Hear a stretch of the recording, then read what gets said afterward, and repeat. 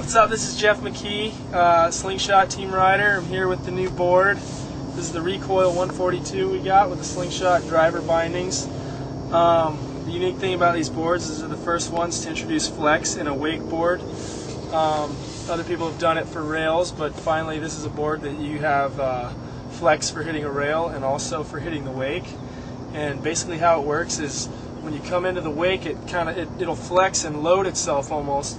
And then as you release off the wake, the flex that was loaded, it pops back and gives you added lift. And then also for landings, it's really unique because you can set your tail in first, and it'll allow the board to flex as you're coming down, and it'll absorb all that energy that you used to absorb with your back and your knees. So you know, it's a lot less impact on your body and allows you to get a lot more lift, and it's just an all-around fun board. A lot of people ask questions of why can't you ride another company's boots on these boards, and basically the answer is that these bindings are designed so to allow for like maximum flex in the board. So if you look at it, all the fastening of the binding is internal, so the screws are beneath the binding instead of out on the side. So it gives you, when this binding's on here, you do have a 4-inch flat spot, which is the width of this binding.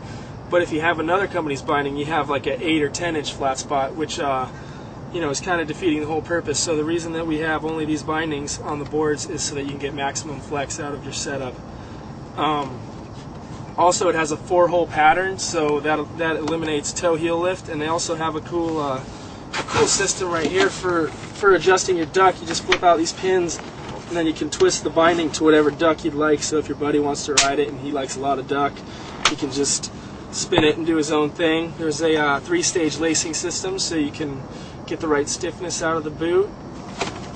So this is the liner. You pull it out, throw it in the oven, and heat them up, mold them, and then you just slide them right back in and crank them down. So, and then also inside, when you pull the liner out, is where you screw the bindings into the board. So you know, you get your gear in the mail. First thing you do is pull out your liner, stick your screwdriver in here, screw it down, and then you just slide it back in and you're ready to rip.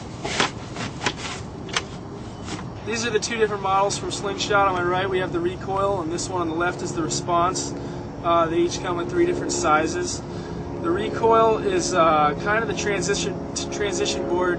It's a little bit stiffer. So for that, you know, for the person that's maybe not so sure about flex, it's kind of an entry level to, you know, allow you to adjust to the flexing system. And then it's also got a 3-stage rocker as opposed to this board, the Response, which has a continuous, and it also is a little bit softer, so you can load it even more and get more energy out of it. Basically that's it. One's squared off the tips, one's diamond tip, and 2 different models, 3 different sizes. There it is, kind of like a snowboard. Shocks a lot of people, but it works really well behind the wake, and you should definitely check it out.